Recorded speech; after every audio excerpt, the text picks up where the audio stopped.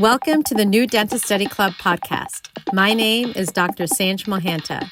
We're going to learn about clinical management, practice management, and the emotional management of dentistry. Let's learn how to be happier in dentistry. Let's go. Thank you to our sponsors, Altum Dental Lab Group and RDT Dental Lab in Toronto. Hello, my friends. So grateful for you for joining us on this very special podcast. And it is my favorite podcast because we're going to talk about my favorite topic, which is volunteerism. And we have Omid here, who just did a dental outreach trip in Grenada to join us. So we're going to have Omid talk about his experience. I was in Grenada the week before he was, so we'll both talk about our experiences. And at the end, I hope we inspire you all to do your own dental outreach mission trip. So Omid, welcome to the podcast. Thank you. Appreciate it. Happy to be So here. please, we're excited to hear from you. So tell us about yourself. So I'm born in Toronto, Canada, actually. My Same parents with are from me. the Yeah, so I am Canadian and American, and my parents are from Iran. And I moved to the United States to Northern Virginia when I was about 6 years old. Went to undergrad in Virginia, did my master's in the state of Florida, and then took a gap year and I got admitted into Tufts School of Dental Medicine in Boston in the year 2021, and I'll be graduating May of 2025. Oh, congratulations. You're almost done. Thank you. So you haven't even graduated from dental school and you signed up for a dental outreach trip. Why? Yeah, it was interesting you said that because we didn't know we were the only two dental students there, me and my friend who went from my class. And then it was all dentists when we ended up going there. We were only two dental students. Um, it's something I've always wanted to do, going to a mission trip. I wasn't educated enough about it.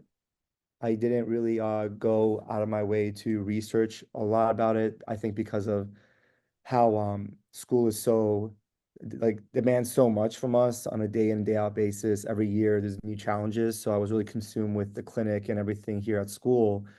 But then I was speaking to a colleague of mine who is going or was going with Great Shape, which is an organization that I went with to Jamaica.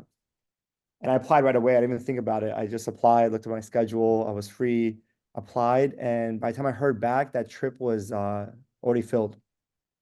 So, but then I was offered Grenada, and I had no idea where Grenada was at the time. So I looked it up, and it's in the Caribbean. So I was like, sure, why not? The point was just do a mission trip, and wherever that is, let's do it.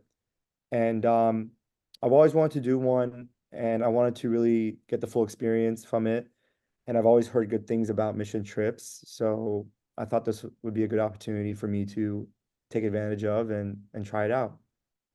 I'm so glad you signed up. You and your friend provided so much help to the people in Grenada who are in so much need.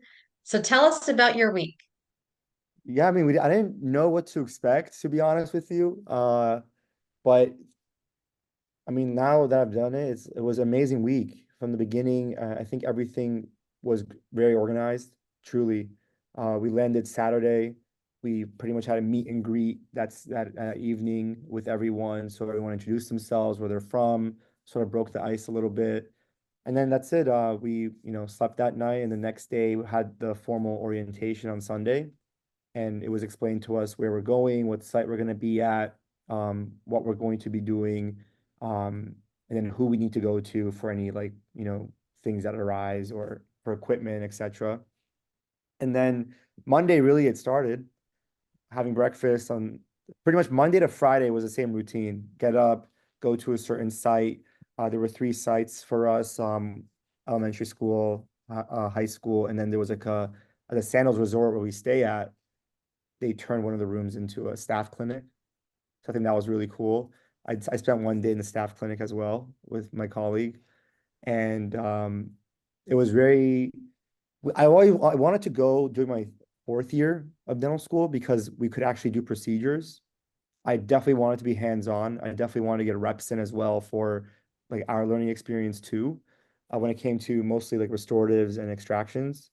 And that's exactly what we got. I mean, whatever Awesome. we were able to do at school and were competent in, then we were able to apply it there. So every morning we'd have breakfast, have a team meeting, get on the buses, go to the school, and then hit the ground running, from morning to 4:30 or 5 in the afternoon. And then, we would just see what's going on, take x-rays if needed, and then go ahead with the procedures.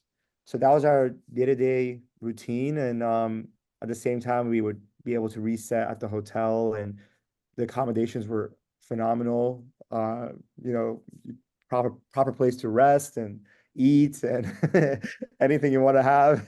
So it was really good, and me and my friend really just were there to work hard. So we would just work all day and then relax at night and do it again. Oh, yeah, you described it really well. And Sandals Foundation like generously donated the accommodations, the food, the transportation from the resort to the schools. And dental students can provide dental treatment on these dental outreach trips as long as they've done those skills at their school. Right. And then a dentist supervises, like you had Jimmy Yeah, supervise exactly. you. Yeah, I was told that at least from our school before Mhm, COVID, there was like mhm. I think a father and a daughter duo that would go to Great Shape, but they haven't really had anyone since. So we were really lucky to have, well, one, as a dental student, I think it's really important that you go when you can provide treatment.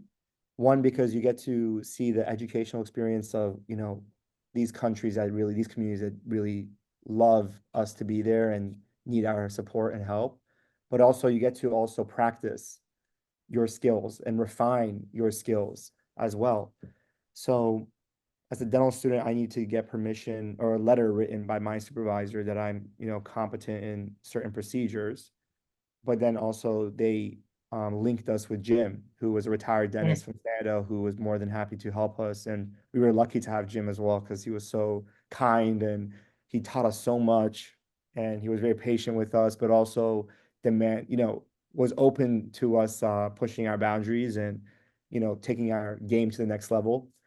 So that was really awesome to be able to do that. You, you probably did more procedures that week than your whole last year of dental school because it's so fast paced. Yeah, I mean, we saw like 250 extractions alone Wow. in 5 days. Uh, our school requirement's 10.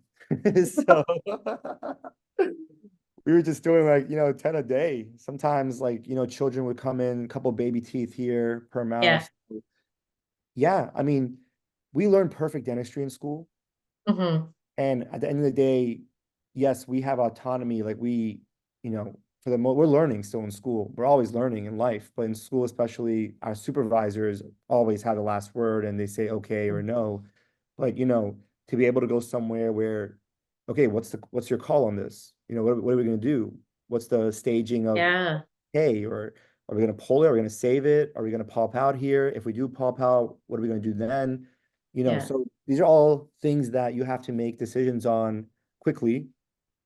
So that's why it's good to get the reps in before you go, so you understand what radiographs look like and you've been through enough situations where you can make the ethical call. And also it's important to, I really noticed like when we take the x-rays in Grenada and Mhm. show the patient what's going on with their situation, with their tooth, and give them multiple options of what this, can be done here, Mhm.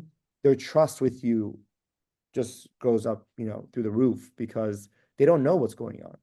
Yeah. A lot of people come in thinking they need a filling, but that's not the case Hmm. at all, to be honest. It turns into an extraction, but to actually have the evidence to show and also the knowledge to explain. And Jim really gave us full power. I mean, we were just, he would watch, and if he thought we could add something more, he would intervene. But for the most part, I mean, we were just doing everything ourselves with him Oh, there. that's great. Yeah, it was awesome. So you've been home for a couple of days. How has Grenada changed you?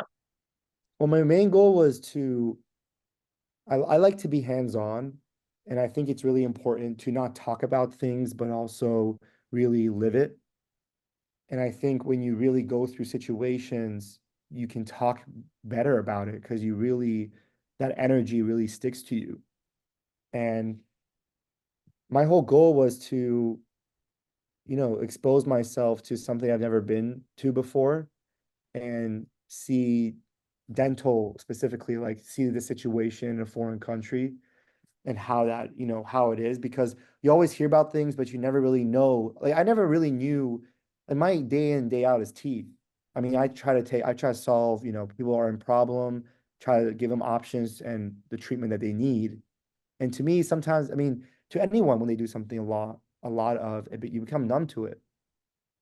So to give these services to people who literally see the dentist whenever great shape is there, which is twice, 2 weeks out of the year, and to take them out of pain and see how, grateful they are and how happy they are and how they want to literally take a photo with you afterwards because of the impact you've had on them or whatever the case may be, I think it's addicting.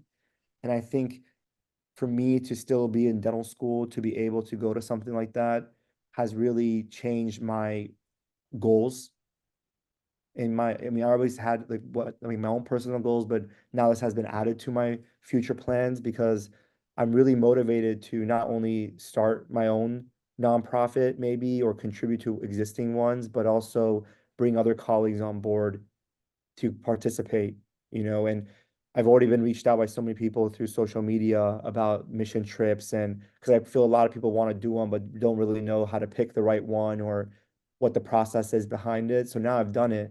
So I think spreading that awareness and and creating that engagement with our community is really awesome. So it definitely has changed me honestly in my mindset and my goals that I have moving forward.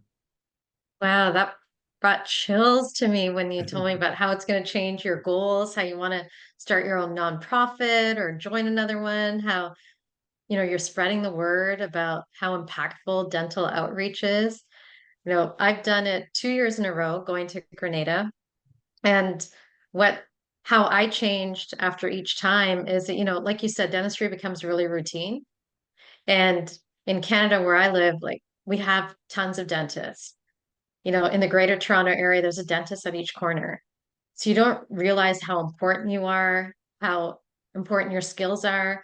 And then you go to Grenada, where people are lined up since 6 o'clock in the morning in the heat, just hoping to get a chance to see you. Yeah. And then we turn them away and they come back the next day and they're waiting all over again. And the sad thing is we can only help them like with one or two teeth. Right. You said it best. I mean, they're waiting in the Yes. rain and the heat. They come back again the next day. I saw repeated patients, and I mentioned I worked at the staff clinic, which was one of the Yeah. locations, and they literally turned the hotel room into a clinic. And Yeah. I thought it was the coolest. One of the downsides about the mission trip is that like because we're there for a limited time, we really Mhm. there are some weeks where we have I think the post-op where we go see Yes. patients and stuff like that, but you don't do post-ops on every patient. Yeah. By the staff clinic to, execute the treatment plan, to take, like a lot of them were fearful. A lot of Hmm. them thought they were going to get filling, but then we had to look at the x-rays and like, unfortunately, this needs to be removed. This has to be an extraction. And then the patient management with those patients, because they're really psychologically, it's a big deal. I mean, to lose Yeah. a tooth it is a big deal. And the Yeah. You're losing part of your body. 100%. And but to manage that and then later that evening, like see them because they work at the resort. Yeah. They're helping us, they're serving us, they're cleaning our rooms, and for us to see them and see literally how happy they Yeah. are afterwards, like and they thank you for it, and they are, oh man, I'm in no pain. Thank you so much. Oh, it's so fulfilling. Honestly, that was pretty cool. It was Yeah. really, really cool They're the to most grateful patients. yeah, it was really cool to see the patient that day and then later that day as well, to see how they are. Uh, it was a cool experience. Yeah. I think I have a feeling you're addicted and you're going to do it again. Yeah, 100%. Yeah, I think if you really love what you're doing, your profession, and I'm a dental student, I'm not getting any, I mean, of course, I'm getting benefit from it in the sense of like my experience, but you know, everyone has their own why. But for me Yeah. personally, I feel like if you really love something, if you're truly, if you love something, you don't want to just be involved just to be involved. You want to really make an impact. You want to change the game. You Hmm. want to make it better. You can see the things Yeah. working and add on to it and change it. So yeah, 100%. I definitely want to be, definitely want to be back. We're already talking about next year, early next year for another trip Awesome. and bring like hopefully more of my colleagues with me and see if, we can make it happen. But yeah, for sure. I think every student No. needs to get involved like early on. I really do. I think it should be Yeah. part of education, to be honest. Yeah. A lot of dental schools, they organize their whole class to go between third and fourth year. Yeah, I think that's 100% needed and it's appropriate. And it's the apex of understanding what helping underserved communities is outside of your own local community to go to a country where people from Yeah. all over the country are, like you said, lining up. And I think you get exposed to cases as well, but also greater than that, you feel uh, you feel the love, like Great Shay said, Yeah. honestly. You feel the love, you really do. You feel like what you have trained to do, and literally you're in a position to help another human being out, whether it's removing Yeah. infection or whatever the case may be. And you get to see that in real life, right? So these are some It's crazy, like some extreme situations that we see in these countries sometimes. So and it's it's pure dentistry. You're not doing it for anything in exchange except for the love between you and your patient. 100%. That's what it is. It's a transaction of love. It's not even dentistry. No, 100%. And Hmm. and you really, I mean, you're not put in like I'm not using the materials I use on a normal basis. I'm not Hmm. using the same equipment that I'm used to. But you know what? We had to learn that look, this is the reality, and Yeah. we're doing what we can with what we have. So I think it's a great opportunity for those students who are comfortable to get uncomfortable and to really see Yeah. what you're made of, to be honest with you. Because you're going to be seeing situations where are different. You're using materials that are different, burrs that are different, and you just really have to do with what you have, you know? And some people may call this real world dentistry. Well, it is a type of dentistry and it is real world. And, so I think it's really good as a student to experience this early on than later on. Now, what do you say to people who will say things like, why are you spending all this money, spending a week going to another country to provide dental care when there are people right in your own community who need dental care? Well, regarding the money and the time, like, the donation that we pay to, in my opinion, there is no price on education. For me, that's how I think. Like, and in this field or in anything, it is what you make of it. So the Yeah. money, I didn't even think about the money, to be honest with you. I Hmm. mean, if I had the means to pay, I'd rather spend my money on experiences than other things, Hmm. personally, to be honest. And when it comes to my investment in myself, I don't really think about the money because at the end of the day, the more I can invest in myself, the more people I can help in the future. Hmm.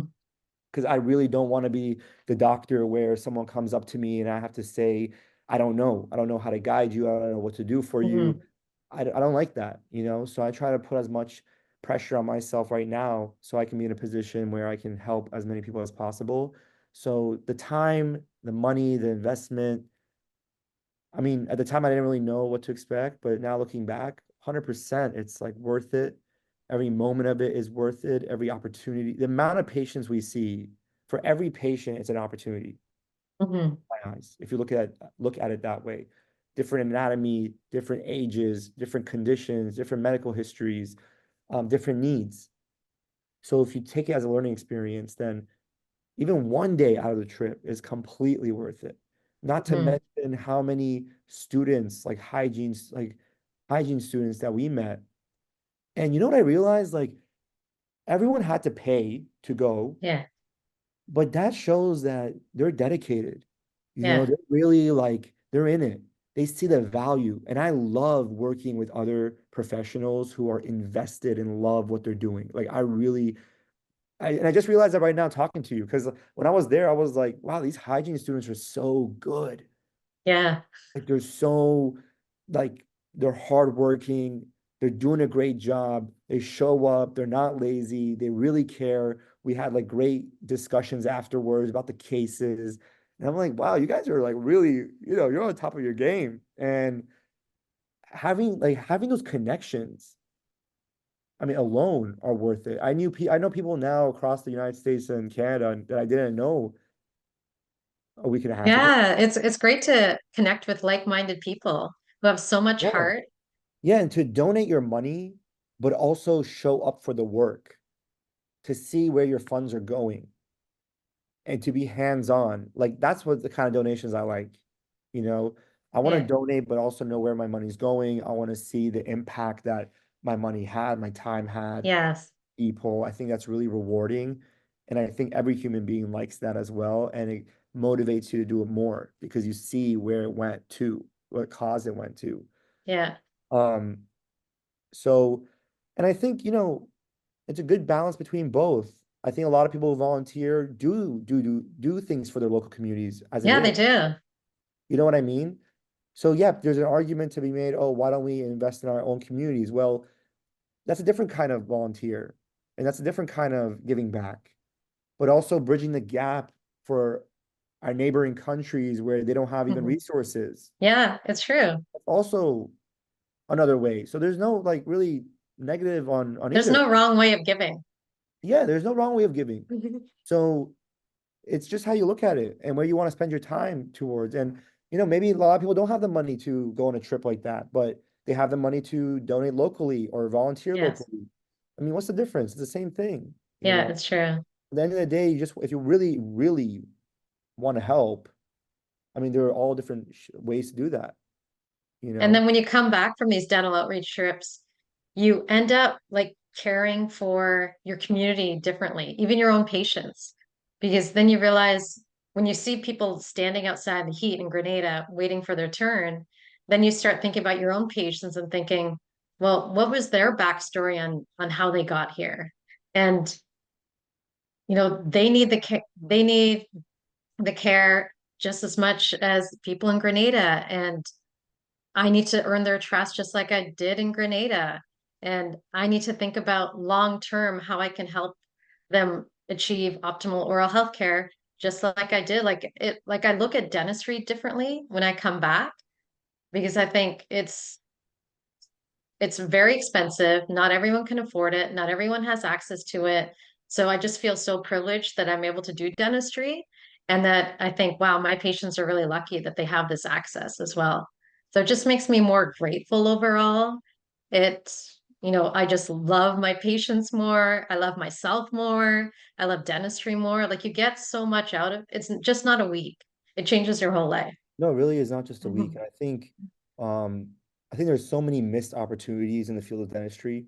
For some reason, like we've been around, but I don't feel like we're maximizing the influence that we have and the knowledge that we have. And I mean, and I also feel we're very tunnel vision. A lot of us are just in our day in, day out, our patient base, etc. But I really believe that everyone deserves to have the smile of their dreams. Yeah. Everyone deserves to have that. And, you know, to be able to have a focus to maybe, yeah, not everyone can afford it, but are we really thinking hard enough to create organizations or institutions in place to, cover all the bases, all the patient populations? So Hmm. are we putting enough energy into that? And I don't know. I really don't know. But all I do know is that there are a lot of places in this, in the world, but in our local communities that first of all, don't know that we exist, don't know, they don't have the Hmm. access of care, whether it's financial, transportation, disabilities, whatever the case may be. Hmm. And these are things where I'm really confident that we can come together and start something like this. Because I mean, even in cities where there is a huge need, a lot of dental students would love to be part of these things. Yeah. They really would. And if all it takes is to have a partnership with a school and to have a dentist supervise, to have year-on services like students in their third or fourth year starting clinics and they can, see patients. But if there's an organization in place in these cities, then how awesome would that be? You know? See, so it's already changed the way you're looking at things. You came Oh back like yeah. 2 days ago and you're already thinking like, what more can we do? I want to help my own community. I want to go back to the Caribbean and help them. Like you already Yeah, see, like 100%. it Why just not? changes your whole life. It really does. It feels good. And I think like, it could be a start to a movement. I mean, the same way how Great Shape started, it was Yeah, it's something true. little to now. And I think it's awesome, you know. And so what advice do you have for new dentists, dental students who are thinking about volunteering locally or doing dental outreach trips? What's the first step?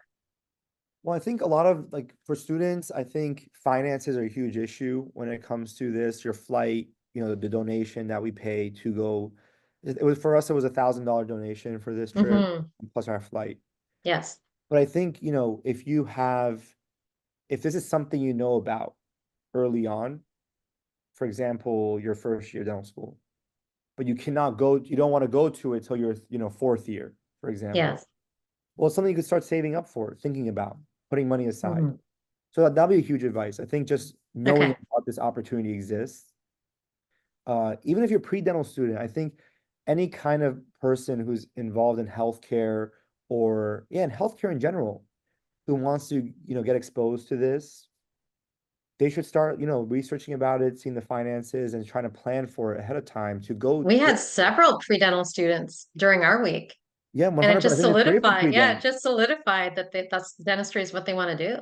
Yeah, I mean, you're going to get interact with hopefully, hygiene students. You're going to Yeah. interact with dental students who are living, the life right now. I mean, that's a huge part, the connections that you make and Yes. exposure you get. So, and then also, I think if you're a dental student, if you really want to, because it's fast paced, Hmm. if you really want to be hands-on, then I really think you should be involved in your own local, school, the clinic, really get your feet wet with like procedures, understand treatment planning. As a dental student, if you want to get the reps in, I think you should really be confident and competent at the same time going into this because if not, it's going to be a little bit challenging for sure because the pace is fast and you have to make Yeah. decisions and you have to make the right decisions and educate your patient on what you're thinking to do. Because a lot of these teeth can be saved, and 100% there are always multiple options. There's never one option. So to be knowledgeable enough to present these options, but have the patient have their own autonomy, and let you know what they want to do. And also patient management. These are all skills that we really need to learn as students before going, I think, to mission trips if you want to be involved, because these are scary procedures at the end of the day for a lot of people, Mm. and it's all about how you approach it and manage it, um, and these are things that you should be learning in your dental school. So, and I think have an open mind, be open-minded when going into things like this, and be, ready to be comfortable in uncomfortable situations. But I think that only comes if you're competent and you're confident in what you know, because you can manage what you have in front of you and execute it, you know, and be open to learning. And I mean, when it's hot and you Yeah, have there's no air fans conditioning in the nonstop, clinics. yeah, there's no, we have fans and that's it. But you have to be able to keep calm and be centered and not let your emotions take over you because you're frustrated for some odd reason or something's going on or the procedure's not going the way you want it to. And because you're going to be exposed to a lot of things that aren't normal, they aren't controlled environment, and you have to manage through those. So I think it really adds to your game. You really feel like a lot of growth in just 1 week. It's pretty crazy. That's true. I think it's amazing that you did this trip. For anyone who's interested in going on this trip, whether you're pre-dental, dental student, or dentist, hygienist, assistant, you can even be a friend and you get trained on how to do like assisting, sterilization. The website is greatshapeinc.org and they have different types of charities. So the one that Omen and I went on was called 1000 Smiles. And at the end of January, if you go on their website, that's when all the dates for 2025 will open up. And then you can pick a week, grab a friend, book your flight, pay your program fee, and then you can have the same wonderful experience that Omen and I had. Yeah. Now, Omen, if anyone wants to contact you, how can they do that? Well, they can always, I mean, the best way I think is through social media. Uh, Okay.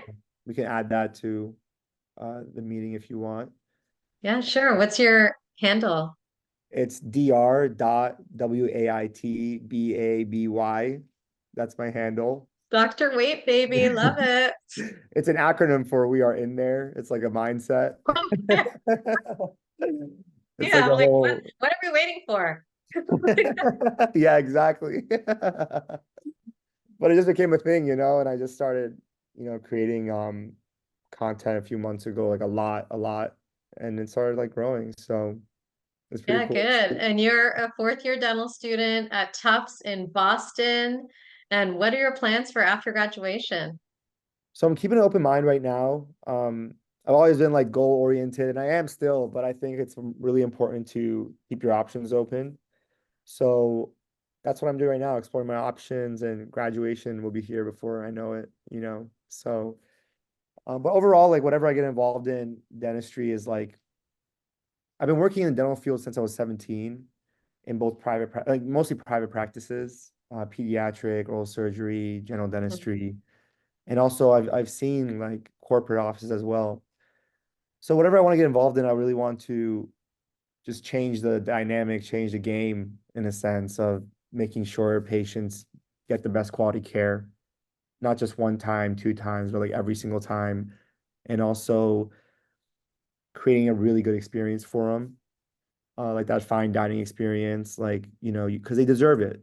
They deserve Yeah. the best care possible, the best experience from the moment they come in to the moment they leave.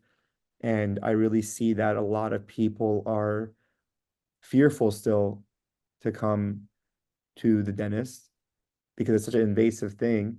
Hmm. But to just slowly remove that fear out of people's minds and really make it something they look forward to coming rather than something they keep on putting off is like one of my ultimate goals and dreams to accomplish that.